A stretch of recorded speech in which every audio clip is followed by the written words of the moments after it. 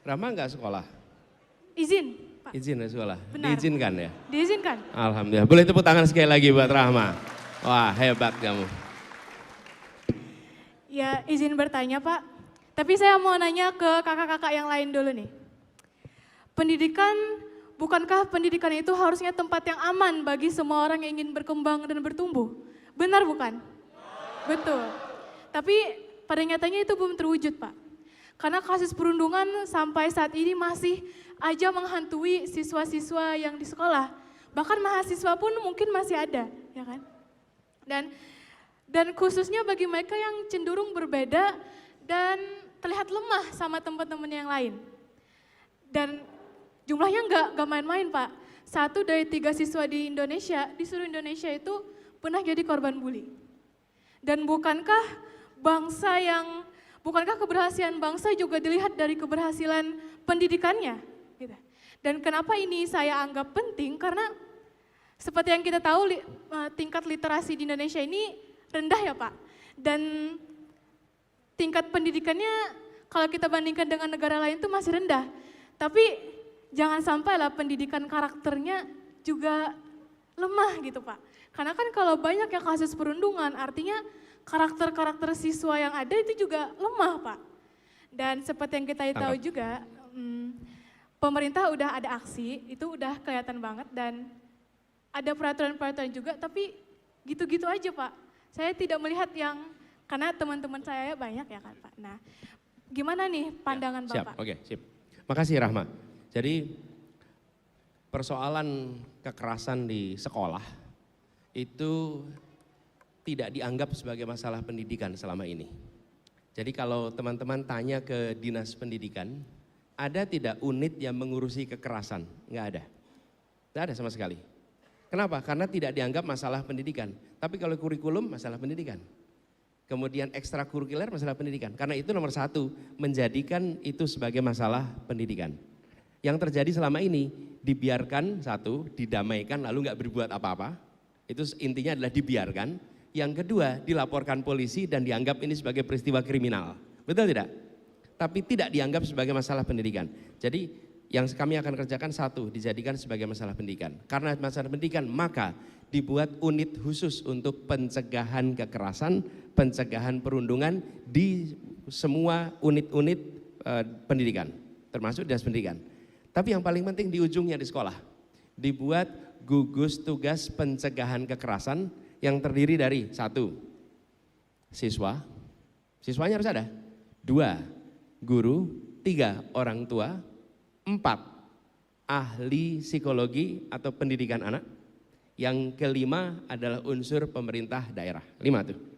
5 nama itu dibentuk gugus tugas, lalu dibuatkan poster menuliskan gugus tugas pencegahan kekerasan sekolah, dituliskan nama orang-orang yang bertanggung jawab, lalu dibuatkan nomor telepon pelaporan bila ada kejadian. Oke? Sehingga ketika Anda mengalami kekerasan di sekolah, ini sekarang nih, misalnya Rahma jadi korban kekerasan. Terus Rahma ketika itu mau lapor sama siapa? Apa yang dikerjakan? Dan kalau lapor sama guru, gurunya pun tidak punya SOP, apa yang harus dikerjakan? Gugus tugas ini membentuk SOP-nya, membentuk cara menanganinya, yang ditangani dua-duanya. Bukan hanya korban yang terkena perundungan, tapi pelakunya juga harus mendapatkan penanganan, pendampingan, karena dua-duanya itu bermasalah. Yang satu bermasalah karena melakukan, yang satu karena menjadi korban dia punya goncangan. Nah, dengan adanya gugus tugas di setiap sekolah, maka insya Allah kami yakin kita akan bisa menekan jumlahnya. Kedua, mencegah pengulangannya. Yang ketiga, melakukan remedinya. Lalu di tingkat kota, tingkat kabupaten dilakukan review terus-menerus. Bulanan, mana saja sekolah yang terjadi perundungan, dan bila itu terjadi ada statistiknya, kepala sekolahnya bisa dievaluasi berdasarkan bukan hanya kinerja akademik, bukan aja kinerja ekstrakurikuler, tapi juga kinerja menjaga sekolah menjadi sekolah yang aman. Karena menurut saya sekolah itu harus aman, sekolah itu harus aman, nggak usah dibilang sekolah aman anak, ya sekolah itu memang harus aman. Masa ada sekolah aman anak, sekolah tidak aman anak? Sekolah itu ya harus aman untuk anak. Gitu ya Rama ya. Oke, tadi kan izin merespon ya Pak. Tadi kalau misalkan dibikinkan unit dari siswa, guru, dan kalau misalkan tetap bermasalah dari data yang ada, kepala sekolahnya yang dievaluasi. Gitu kan Pak ya? Tadi. Bukan, jadi oke. Oh iya, lanjutkan Pak. Oh saya. Oke, mungkin salah paham ya, tapi yang saya dapat adalah karena unit-unit anti bully, Satgas anti bully, Duta anti bully itu udah lumayan dibangun ya Di mana? di sekolah-sekolah di sini Pak. Apa namanya? Tergantung sekolahnya, ada Satgas anti bully, ada Duta anti bully, karena kan merespon dari peraturan yang dibikin oleh 5 kementerian sebelumnya tentang aksi anti perundungan di sekolah Pak. Itu udah lumayan dibangun.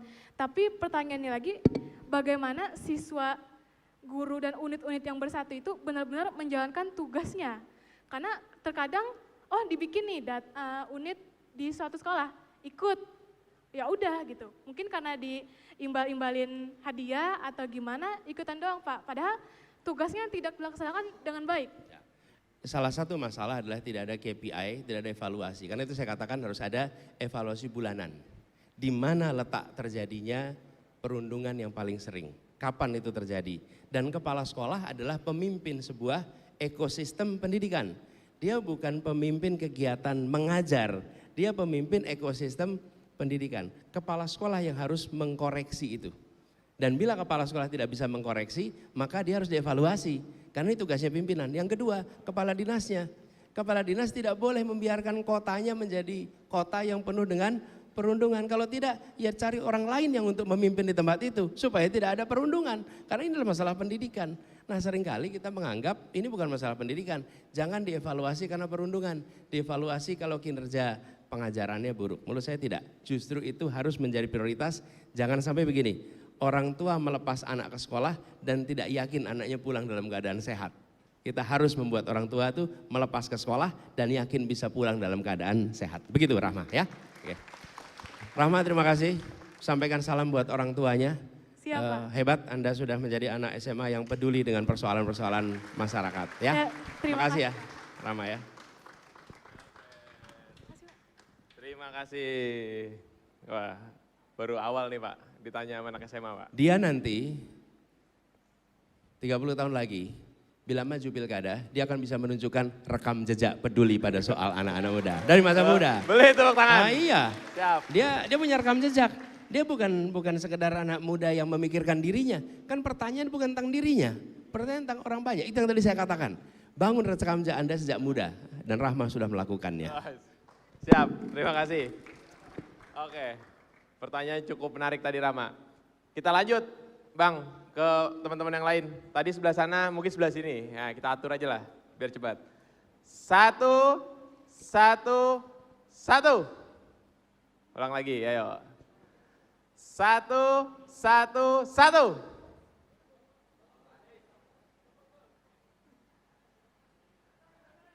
Yang belakang. Yang belakang. Ya, silakan.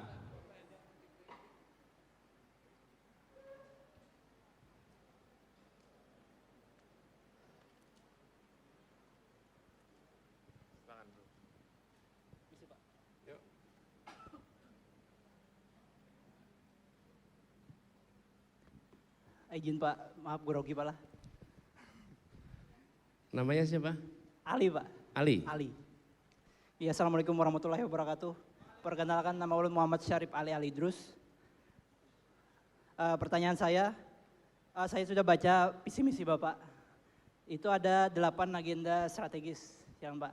Yang untuk Kalimantan sendiri itu ada membahas mengenai ekonomi hijau. Atau apa tadi ekonomi green itu Pak. Yang jadi pertanyaan Bapak, itu di Banjarmasin itu banyak sekali pertambangan. Jadi bagaimana Bapak menyelaraskan pertambangan-pertambangan yang merusak lingkungan itu dengan ekonomi hijau tadi? Itu Pak, terima kasih. Terima kasih Ali. Jadi teman-teman sekalian, ilmu pengetahuan itu berkembang sangat pesat. Dan perubahan ilmu pengetahuan ini harus kita manfaatkan. Banyak di antara kita yang melakukan updating ilmu pengetahuan, updating teknologi sebatas HP. Keluar HP jenis baru, ganti HP yang lebih baru. Tetapi di dalam alat produksi ekonomi kita nggak melakukan update. Kita nggak upgrade. Kenapa? Karena kalau untuk ekonomi ongkos upgrading itu tidak murah. Tidak murah. Jadi banyak yang merasa selama tidak diharuskan oleh pemerintah maka tidak melakukan upgrading atas teknologi yang digunakan. Termasuk juga pertambangan. Jadi teman-teman sekalian di dunia pertambangan sedunia hari ini juga sudah ada gerakan untuk membuat pertambangan itu lebih ramah lingkungan. Pendekatannya banyak yang baru. Nah sayangnya di kita banyak yang belum mau melakukan upgrading, penyesuaian. Efeknya apa? Ya efeknya dirasakan seperti masyarakat hari ini. Kenapa? Karena belum melakukan upgrading atas teknologi. Kemudian yang kedua upgrading atas metode. Metodenya sekarang banyak mengalami perubahan. Bagaimana penggalian dilakukan, tanah disimpan, kemudian setelah selesai penggalian nanti tanah dikembalikan, kemudian reforestasi dilakukan. Yang sering terjadi gali tinggal, betul nggak? Dan yang terjadi kemudian bekas-bekas itu menjadi tanah yang menganga tanpa ada hijau-hijauan di sana, betul tidak? Nah itu sudah kuno. Itulah sebabnya kenapa kami mendorong itu bukan sekedar diberikan kepada perusahaan keputusannya, tapi itu menjadi kebijakan negara mengharuskan metode yang terbaru yang ramah lingkungan dan alat-alat yang juga terbaru yang ramah lingkungan sehingga kegiatannya bisa ramah lingkungan. Gitu Ali jawabannya ya. Oke. Kalau udah puas nggak apa-apa, nggak harus tanya lagi, bebas.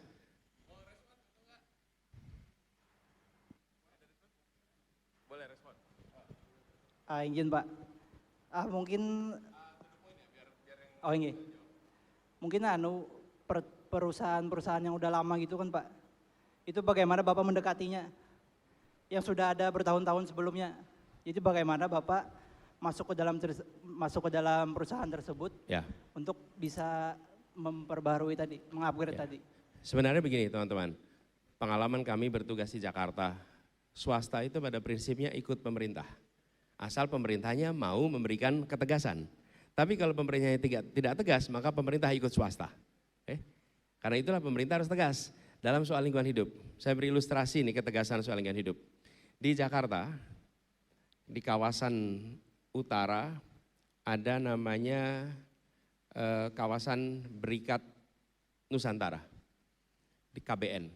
Di situ ada penurunan batu bara yang menimbulkan asap, debu yang merusak lingkungan dan mengganggu kesehatan.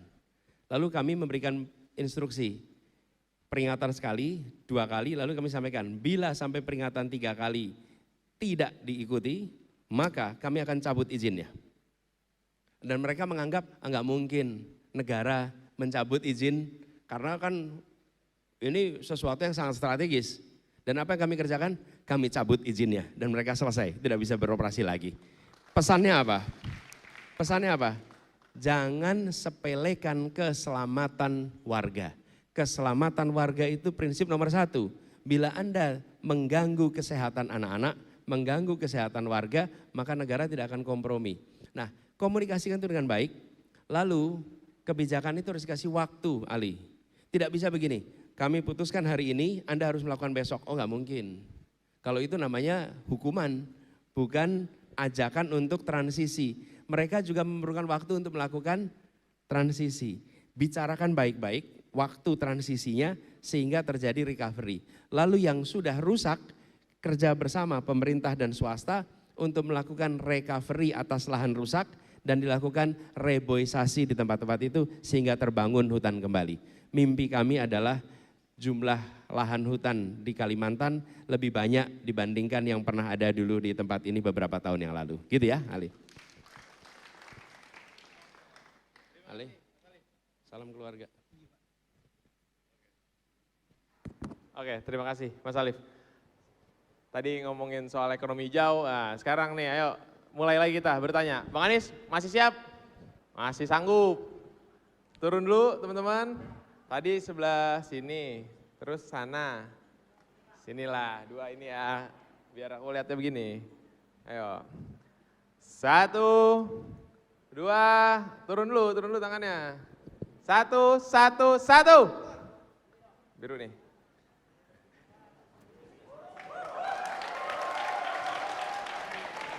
Bang, saya salah nih manggil mahasiswa. Cek tes.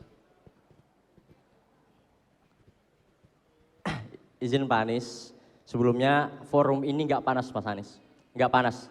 Jadi supaya ada gelora panasnya, mungkin hari ini saya mau menyemangati mahasiswa dan para pemuda-pemudi dulu dengan jargon mahasiswa. Siap kawan-kawan? Abadi nafas perjuangan, hidup mahasiswa! Hidup mahasiswa! Hidup rakyat Indonesia! Hidup rakyat Indonesia! Hidup rakyat Kalimantan Selatan! Hidup rakyat Kalimantan Selatan! Tepuk tangan untuk kita semua. Izin Pak Anies, saya menggebu-gebu kalau ketemu sama Mas Anies hari ini. Seperti ini, perkenalkan dulu, nama saya Ahmad Sunir Rida, biasa dipanggil Sunir. Saya dari mahasiswa Sunir Pak, pakai N. Sunir. Sungir. Ya, Sunir. Kalau dalam bahasa Arab itu Sunni Pak, As-Sunni, Sunir itu. Seperti itu ya Pak, moga nggak salah ya kan. Nah, saya dari mahasiswa UIN Antasari, Banjarmasin hari ini Pak. Nah, saya sebelum bertanya saya ingin menanggapi dan ingin juga berbicara di hadapan Bapak hari ini sebagai orang terhormat yang akan hari ini berkompetisi dalam Capres-Cawapres, pertarungan Pilpres nantinya. Pak, seperti ini. Saya kira Bapak Anies ini adalah salah satu dari Capres-Cawapres yang berani untuk adu gagasan bersama pemuda-pemudi di Kalimantan Selatan. Ternyata beliau ini adalah satu-satunya Capres yang berani untuk adu gagasan di Kalimantan Selatan. Dengan kata semoga, saya juga berharap yang lain juga seperti ini Pak. Cuman agenda seperti ini sangat luar biasa bagi saya. Karena cuman Bapak yang hari ini untuk menerima adu tantangan, adu gagasan bersama dengan mahasiswa. Oke Pak, saya ingin sebutkan dulu, semua yang ada di sini, mayoritas mahasiswa yang menggunakan izin dispensasinya dari perkuliahannya hanya untuk datang ke tempat Pak Anies. Jadi jangan kecewakan kami Pak. Bapak datang ke sini mungkin satu waktu, tapi jangan kecewakan kami rakyat Kalimantan Selatan ketika kami menginginkan aspirasi itu sampai ke Bapak. Itu Pak. Oke, Bapak Anies ini santernya dikenal di laman-laman website dan juga dikenal di beberapa media sosial anti oligarki kawan-kawan. Anti oligarki, paling nggak suka dan beliau ini melawan oligarki, katanya seperti itu. Nah Pak, kalau memang ini bukan gimmick Pak, ini bukan gimmick dan ini bukan clickbait, bahwa Bapak melawan oligarki hari ini, maka saya adalah orang pertama yang bakal mendukung dan mendorong Bapak untuk jadi presiden kalau seandainya memang benar ingin melawan oligarki. Tapi kalau seandainya Bapak tetap mengingatkan dan tetap ingin berseteru dan bersenyawa dengan para oligarki, saya orang pertama yang menentang dan menantang Bapak Anies hari ini sebagai calon presiden. Itu kawan-kawan yang perlu kita perhatikan. Pertanyaan saya seperti ini Pak, kita kembali lagi, mohon maaf sensitif, membahas mengenai ibu kota Nusantara. Ini yang ingin kami tanyakan Pak, seperti itu.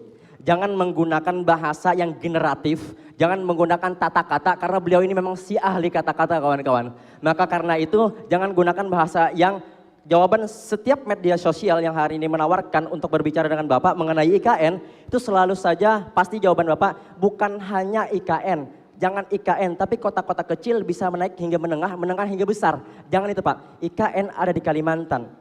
Saya ingin tanggapan dari Bapak, bagaimana kalau seandainya IKN ini nggak Bapak teruskan, dan ada ratusan ribu hektar lahan yang sudah dikonsesi dengan izinnya, dan terbengkalai begitu saja. Bagaimana tanggapan Bapak? Saya mewakili anak-anak Kalimantan hari ini, karena saya orang asli Kalimantan, saya primordial hari ini. Yang kedua, apakah Bapak akan turut dan akan menginginkan atau tunduk kepada ketum partai seperti capres-capres sebelumnya? Kalau seandainya satu waktu Bapak terpilih menjadi calon presiden, apakah Bapak akan ikut turut atau menerima tunduk kepada ketum partai yang mengusung Bapak? Yang terakhir Pak, ini menjadi masalah kami bersama, Undang-Undang ITE. Undang-Undang ITE.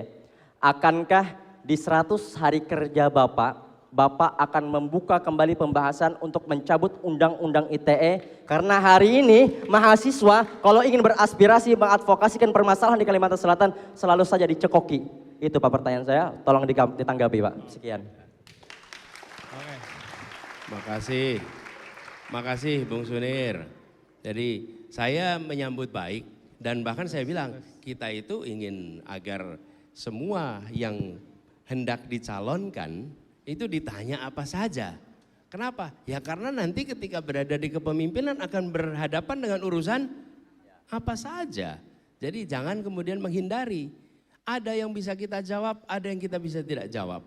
Ada yang kita memahami, ada yang kita tidak memahami. Tapi satu hal yang pasti, kita terbuka untuk dialog dan itu yang kita kerjakan. Dan saya ingin sampaikan terima kasih teman-teman mengambil apa istilahnya tadi?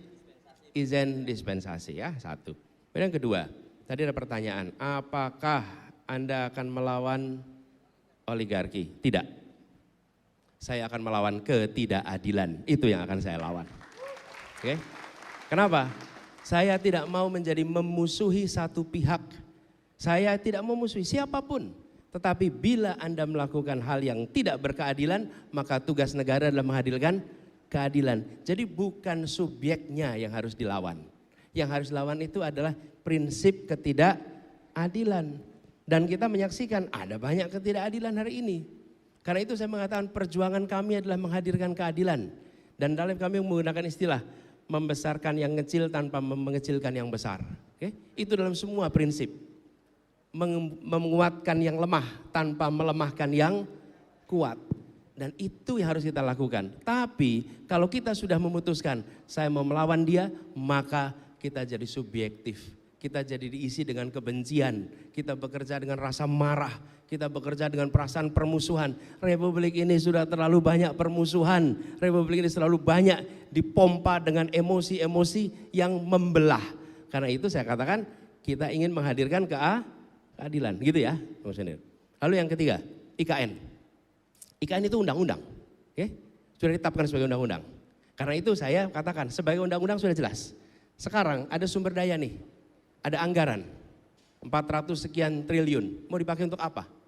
Ya, mau dipakai untuk satu titik yang dimanfaatkan oleh pegawai negeri, oleh ASN yang nanti berada di situ apa? Aparat pemerintah. Aparat pemerintah yang berada di situ, orang yang bekerja untuk negara. Di saat rakyat kita hari ini membutuhkan tambahan puskesmas, membutuhkan tambahan sekolah, anak yang putus sekolah karena kurang sekolah masih banyak. Jadi bukan soal IKN-nya, ini anggaran kita mau dipakai untuk apa sekarang? Hari ini kita masih punya PR begitu banyak yang pada waktu sekarang urgen untuk diselesaikan. Guru honorer kita belum diangkat karena katanya anggarannya kurang. Kenapa anggaran itu tidak dipakai untuk mengangkat guru-guru honorer kita sehingga itu bisa menjadi guru? Jadi bukan soal IKN-nya, ini kita punya anggarannya nih, mau diapakan? Kalau anggaran itu tidak diselesaikan, digunakan untuk urusan yang prioritas, oke? Tapi urusan yang simbolik. Simbolik. Ada di sini, kita semua ikut bangga, kita semua ikut bersyukur, tapi bicara persoalan urgen di negeri ini masih banyak urusan yang harus diselesaikan. Jadi undang-undangnya sudah ada. Tinggal soal kapan kita menuntaskannya, mengikuti kemampuan ekonomi kita. Dan itu yang saya maksud, ada urusan yang urgen. Bagaimana kita menjelaskan pada guru-guru yang tidak diangkat karena kita kekurangan anggaran, pada saat yang sama kita sedang membangun istana untuk dipakai seorang presiden. Gimana menjelaskannya itu? Sulit kita. Jadi sekali lagi bukan soal IKN-nya, ini soal anggarannya nih, mau dikerjakannya kapan gitu ya. Lalu soal ketua umum partai. Bung Sunir, saya beberapa kali menyampaikan cara kami bertugas di Jakarta. Karena cara kami bertugas di Jakarta, cara mengambil keputusan mungkin itu bisa digunakan sebagai dasar dalam menilai. Apa cara mengambil keputusan yang kami lakukan? Kami memutuskan, saya memutuskan berdasarkan 4 prinsip. 1, prinsip keadilan. Prinsip keadilan, bagaimana prinsip keadilan itu ditegakkan dalam keputusan apapun. Yang kedua adalah kepentingan umum, public interest. Di mana itu? Yang ketiga adalah fakta, data, ilmu objektivitas. Yang keempat, baru aturan hukum, undang-undang, peraturan, konvensi. Oke? Selalu keputusan begitu. Jadi, ketika mengambil keputusan, dasarkan pada 4 itu. Dan hampir semua keputusan bisa dibicarakan. Bisa dibicarakan. Sekarang malah jadi pertanyaan, kenapa a priori pada ketua partai? Kenapa kita menganggap ketua partai itu selalu menganggap kepentingannya dia kepentingan sempit? Saya beri contoh, Pak Surya Paloh, ketua partai Nasdem. Oke? Nah, kalau dia mau enak, dia nggak usah nyalonin Anies, hidupnya nyaman. Dia coba nyalonin Anies, apa yang terjadi pada dia? Apa yang terjadi pada partai Nasdem? Betul tidak? Usianya 72 tahun, kalau dia mau nyaman, dia tinggal duduk nyaman, ikut aja. Disuruh koalisi ini ikut, disuruh koalisi itu ikut, seperti yang lain-lain, nyaman hidupnya. Tidak ada peristiwa-peristiwa yang terjadi 1 tahun ini. Jadi jangan anggap kalau ketua partai lalu otomatis dia tidak lagi mementingkan kepentingan umum dan mementingkan kepentingan negara. Masih banyak ketua-ketua partai kita yang membawa kepentingan itu. Oke? Nah, kita harus kritis. Saya setuju dengan Anda kritis, tapi jangan a priori. Karena kalau kita a priori, maka kekritisan kita hilang. Kita hilang. Jadi jawaban saya, Bung Sunir itu. Lalu soal Undang-Undang ITE. Undang-Undang ITE sudah berulang kali kami sampaikan. Malah waktu itu saya bilang ini, Bung Sunir, mungkin juga pernah dengar. Masa kita mau bilang Indonesia aja Wakanda. Indonesia dibilang apa? Konoha. Itu kan karena takut gitu. Demokrasi harus memberikan rasa kemerdekaan di dalam berpendapat. Dan semua aturan-aturan yang melarang itu harus ditiadakan. Terus pertanyaannya, komitmen Pak Anies apa? Komitmennya ditunjukkan di ruangan ini. Kita tidak membatasi siapa untuk bertanya apa di dalam forum yang seperti ini. Oke? Kan Bung Sunir kan tidak dilarang bicara, tidak ditandain, oh yang ini nggak boleh bicara. Enggak, semua boleh. Artinya apa? Besok juga ketika bertugas akan begitu. Dan ketika saya bertugas di Jakarta, sebagai contoh, saya udah kerja 5 tahun nih. Kelihatannya caci makinya banyak waktu itu. Serangannya nggak kira-kira. Dan terorkestrasi pertanyaannya. Adakah di antara mereka yang melemparkan fitnah sekalipun pernah dilaporkan ke polisi oleh Gubernur Jakarta? 0. Tidak ada, sama sekali. Kalau media menulis keliru, maka saya tidak melaporkan ke polisi. Saya akan melaporkannya ke Dewan Pers, karena itu soal kode etik pers, bukan soal kriminal. Jadi komitmen itu bukan komitmen sekarang. Dan ketika saya seumur Bung Sunir, ketika ada majalah koran di Bredel, saya termasuk yang berada di paling depan berdemonstrasi untuk memprotes pemberontakan itu. Gitu ya? Oke, thank you ya.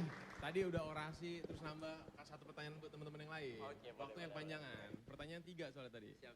Thank you. Jaga stamina. Terima kasih. Dan tadi dikatakan mudah-mudahan tidak satu-satunya. Mudah-mudahan yang lain juga mau datang ke sini dan berdiskusi dengan anak-anak muda di Soalnya kalau sama aktivis tuh ngobrol lama, Pak. Iya kan, udah orasi dulu tadi, pertanyaannya banyak pula buat kasih teman-teman yang lain. Oke, Bang Sudir, aman ya. Oke, satu pertanyaan lagi teman-teman, karena waktunya mepet. Ya, coba ya. Tadi sana, sini. Aduh, ayo. Yakin panas Pak, yakin panas gitu. Satu.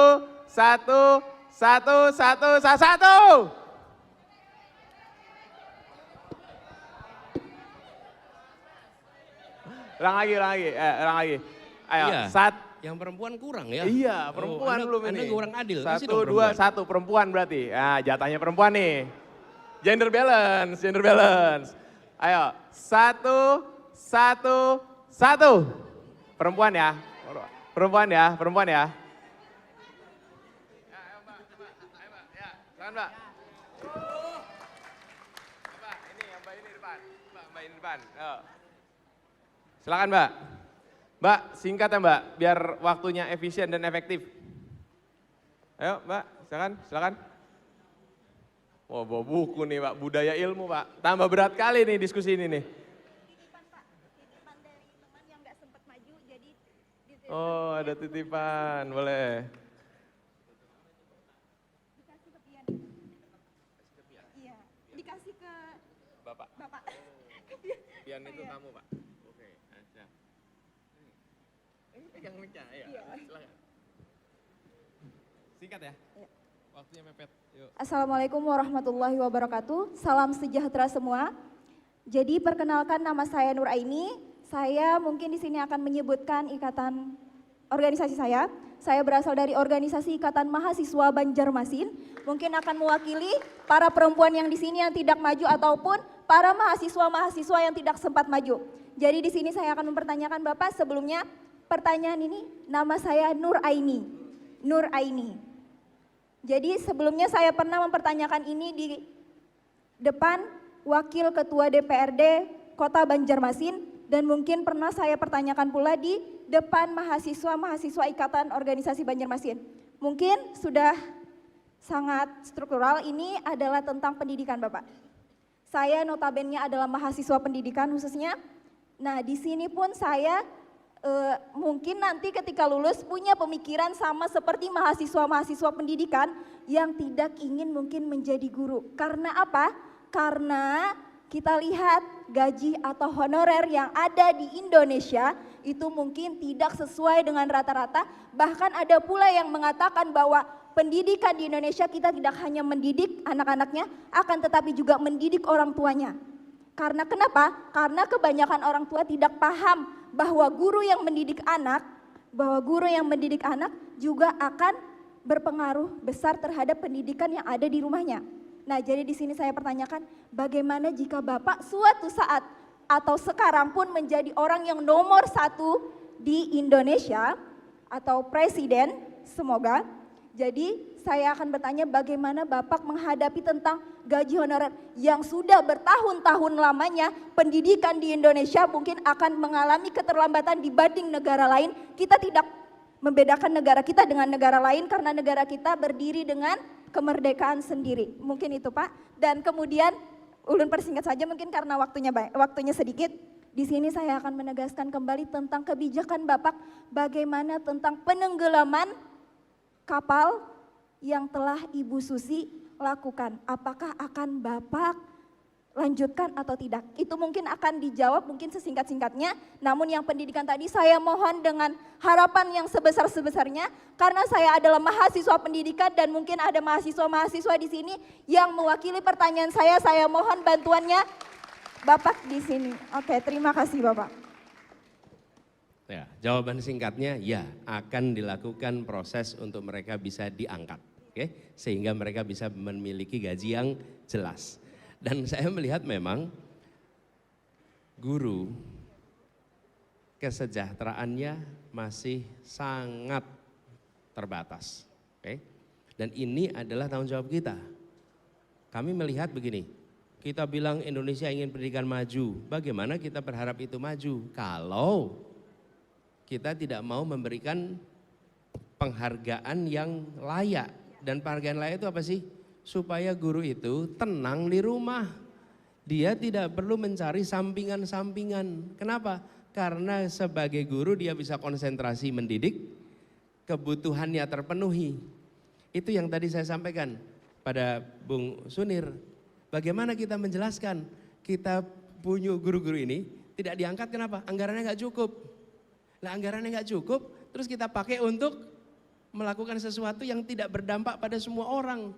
Yang merasakan seluruh fasilitas yang dibangun itu pegawai pemerintah, pejabat pemerintah yang merasakan manfaat. Kotanya nyaman siapa? Pegawai pemerintah. Gedungnya nyaman siapa? Pegawai pemerintah. Tempatnya enak ditinggali, pegawai pemerintah. Mau itu pegawai dengan kontrak, mau itu ASN, mau itu TNI, polisi, semua adalah pegawai negara, aparat negara. Sementara guru-guru kita nggak punya uang katanya untuk kita mengangkat. Jangan dong salah prioritas. Dan itu yang ingin kita koreksi. Karena itulah mengapa kita menyebut sebagai gerakan perubahan. Karena kita ingin mengubah agar alokasi anggaran mencerminkan prioritas pembangunan yang ada di Indonesia. Oke? Nah, saya terusin dikit nih. Iya, teruskan Pak. Jadi, ketika kita bicara tentang pengangkatan, ada proses. Tidak mungkin bisa diangkat semua dalam waktu 1 tahun. Nggak mungkin. Yang kedua, mereka yang berada di swasta harus mendapatkan bantuan juga dari pemerintah. Dan mereka yang diangkat, misalnya guru swasta menjadi guru P3K, maka dia tidak harus bekerja ke pemerintah. Dia bisa tetap bekerja di swasta, supaya swasta juga maju. Karena salah satu ketidakadilan yang sekarang kita lihat, ketidakadilan kebijakan antara negeri dan swasta. Seakan-akan swasta itu tidak mendidik anak-anak Indonesia. Lalu yang kedua, ketidakadilan antara pendidikan umum dan pendidikan negeri, gitu ya. Lalu soal penenggelaman kapal. Semua kapal yang melanggar akan diberikan sanksi, dan bila sanksinya itu ditenggelamkan, maka itu ditenggelamkan, gitu ya. Terima kasih Bapak. Jadi mungkin apa yang Bapak katakan hari ini saya akan ingat sepenuhnya, karena mungkin suatu saat saya akan menjadi guru, mungkin bukan hanya untuk guru-guru yang lain yang akan menjadi mahasiswa pendidikan, tapi mungkin akan menjadi guru dari anak-anak saya kelak. Semoga bisa menjadi sebuah faktor untuk mensejahterakan guru yang ada di Indonesia. Terima kasih Bapak. Dan Bu, makasih. Nuraini, terima kasih. Terima kasih telah berkenan menjadi guru. Iya, terima Karena kasih. hari ini kita membutuhkan lebih banyak lagi pribadi-pribadi terdidik yang mau milih menjadi guru. Itu rute perjuangan. Boleh duduk, Nuraini. Makasih. Oke, terima kasih teman-teman. Bang, ini dari tadi udah didesak terus, waktunya juga udah mau habis. Kan tadi udah panas ngedesak, boleh lah Bang, kasih refleksi buat kita semua. 5 menit Bang, untuk refleksi kita semua nih, sebelum dilanjutkan agendanya. Silakan. Makasih. Teman-teman semua, pertama saya salut bahwa kursi yang disediakan tak cukup untuk menampung anak-anak muda dari Sulawesi Selatan, Kalimantan Selatan yang datang ke sini. Terima kasih telah memilih untuk datang, terima kasih memilih untuk berdiskusi, mendengarkan. Dan dialog seperti ini akan terus dijaga. Menurut kami, kebebasan berpendapat harus dihidupkan, karena itulah cara membuat kita semua makin cerdas. Ketika Republik ini didirikan, salah satu tujuannya adalah mencerdaskan kehidupan bangsa. Dan mencerdaskan kehidupan bangsa itu bukan sekedar persekolahan. Pemerintah yang dikritik dan memberikan ruang untuk kritik, sesungguhnya mencerdaskan semua yang menonton di publik. Ya, ketika saya sebagai pejabat negara, lalu ada pihak yang mengkritik, maka publik itu menonton apa penjelasannya. Lalu pemerintah menjelaskan. Dan ketika pemerintah menjelaskan, ditambah kritik lagi, jelaskan lagi, kritik lagi, jelaskan lagi. Apa yang terjadi? Publik mengalami pencerdasan. Dia kemudian bisa dengar, oh argumennya begini. Dan publik bisa menilai, mana yang argumennya masuk akal, mana yang argumennya tidak masuk akal. Karena terjadi dialog. Tapi bila ruang dialog itu ditutup, publik tidak tercerdaskan, dan kami yang di pemerintahan tidak didorong untuk menjelaskan secara lebih lengkap karena tidak terjadi dialog. Jadi forum seperti ini akan dijaga. Yang berikutnya teman-teman, saya saat ini dengan Gus Muhaimin bertugas sebagai calon wakil presiden dalam sebuah proses pilpres. Saya tidak meminta teman-teman untuk menyukai saya. Saya juga tidak minta teman-teman untuk memilih saya. Saya hanya minta kepada teman-teman untuk 2 hal. 1, jangan menilai kami dengan menggunakan hoax, tapi gunakan fakta dalam menilai kami. Cukup itu 1. Oke. Yang kedua, saya menganjurkan, tidak minta, menganjurkan. Jadilah pemilih yang rasional. Rasional. Apa itu rasional? Rasional itu berasal dari kata rasio. Rasio itu artinya perbandingan. Kita sering dengar rasionya berapa? 2:3. Rasio itu perbandingan. Orang yang disebut rasional apabila dia memilih dengan membandingkan. Bila memilih tanpa membandingkan, maka dia disebut irasional. Oke, irasional. Tapi kalau rasional bandingkan. Nah, bandingkannya apa? Bebas. Tapi kalau saya boleh menganjurkan, saya akan menganjurkan pada teman-teman saya katakan tadi. Bandingkan rekam jejaknya, kepemimpinannya, rekam karyanya, rekam gagasannya, rekam prestasinya, dibandingkan saja. Sesudah itu Anda bisa memprediksi besok ke depan seperti apa.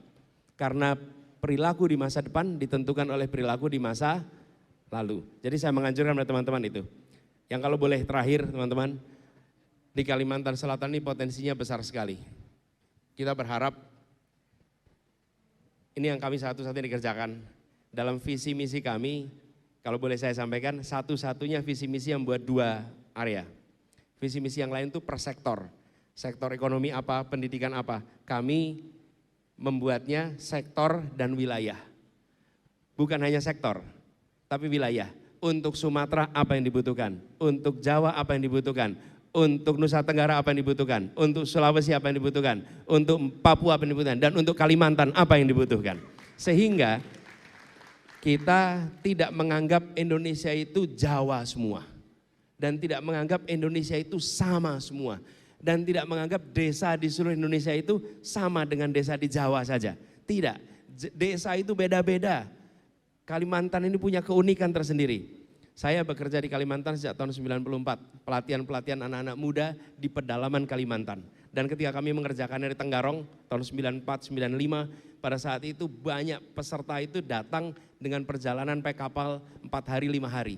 Dan pada saat itu saya menyaksikan variasi yang luar biasa. Karena itu saya sampaikan berkali-kali, jangan anggap Indonesia semuanya sama, karena itu kebijakannya bervariasi dan kami berharap nanti yang dikerjakan di Kalimantan Selatan sesuai dengan kebutuhan di Kalimantan Selatan. Terima kasih buat semua yang hadir, terima kasih buat semua yang tukar pikiran.